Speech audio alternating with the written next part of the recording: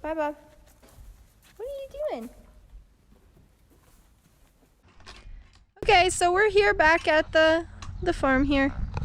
We're filling up with in-furrow and 2x2. That's what these tanks are for.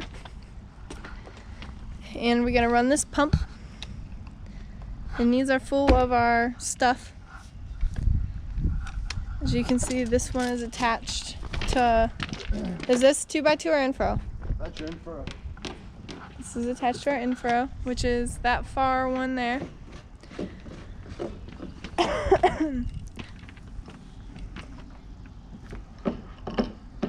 Looks like a seed. I think there's more in there than we think, but we'll just fill her up because we're here. That's what the plan is. So why are you, look it up there. That goes right into the in-furrow. 2x2. That's what I meant to say. Yeah, I bet. Oh, I shut it on the ring. Okay. And why do we need to open this up? You want to take your caps off just so, like, it lets the air out so you don't, like depressurizes it, essentially. Helps the liquid go in a little smoother. You don't want to build pressure up.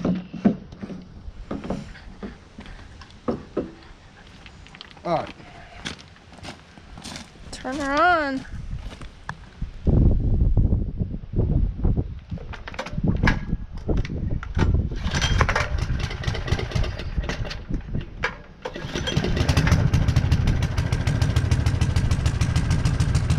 He has to go open up the opening for the hose so it goes through.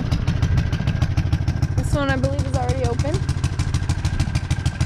Opened up, ready to go.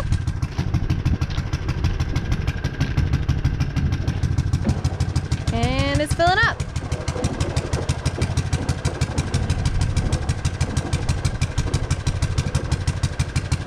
And that's all there is to it. Check out some of our seed boxes. Make sure we still have a good amount of seed.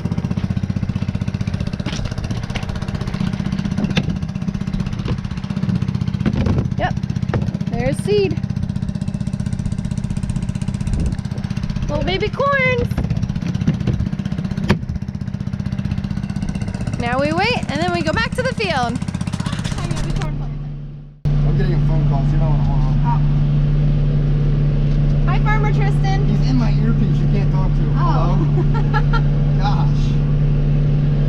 I forgot. I just want you to know that Amanda answered the phone thinking she could talk. Go ahead, Tristan.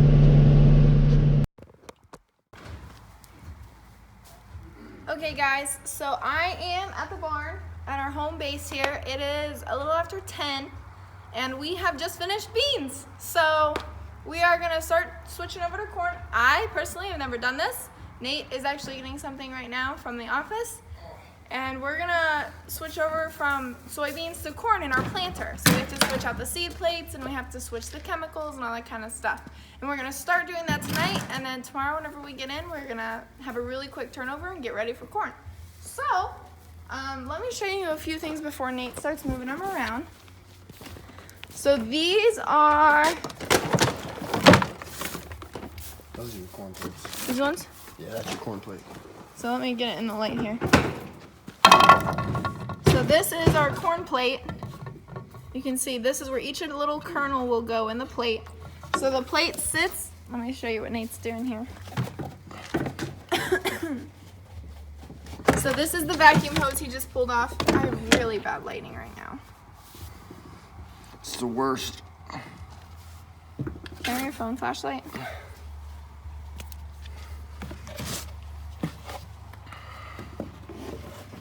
There we go. So you can see he just pulled off the vacuum and then that was the cover. So what is this little yellow thing? This is what collects the seeds. Yeah, it's just gonna catch all the seeds. Gonna catch all the seeds that are still in the plate. And then I'll show you the difference between the bean and the corn plates. Wow. And we have to do this on all of the little rows. You can see there's a lot of little beans in there. So there's a door here, by the way, that I've already pulled out. So that it keeps what little bits in there. Right. Still in there. So this one's out. And then show them the bean plate, please. looks like that. And you can see each individual little bean goes in all of those little holes, and it looks a lot different from the corn plate because the corn plate just has the one little notch for each little kernel, as the bean plate has 3. So that's the difference between those. So this one's ready. Sorta. This is the part I don't know what to do with. Oh, it's my fault. I have to take this part off.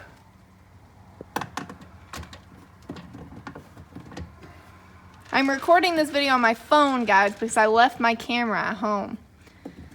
I was recording my dirt work. I was editing my dirt work video today and got called in here to finish up with beans and help them finish up with beans. So I just have my phone here. I'm recording on. So here's the inside of the tote. You can see there's still some beans left in there. And we're gonna put them back in the bag. Here, let me hold the bag. That would be wonderful.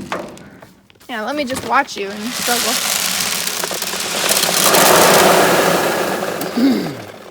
And we're gonna do this for all of them. So I'm gonna set you guys up here so you guys can kind of see what's going on. I'm in a time lapse, I'm pretty sure. So.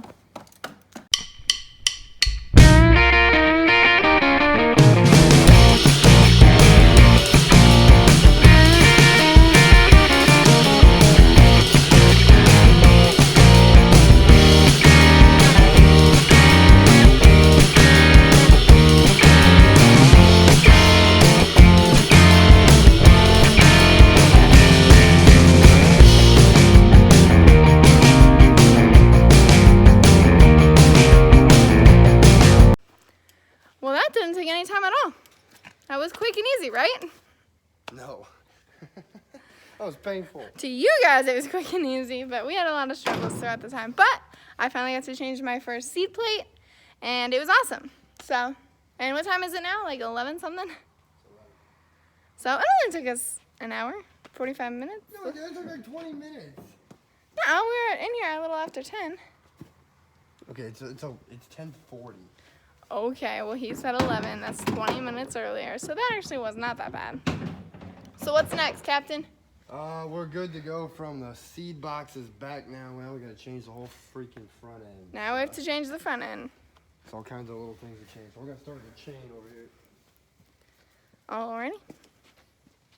So the chain that we're adding on is the chain to run our 2x2. So the difference between corn and beans in the in-furrow is beans only take in-furrow, but with corn you also put in 2x2. What is in the 2x2, Nate? It's nitrogen. It's just nitrogen.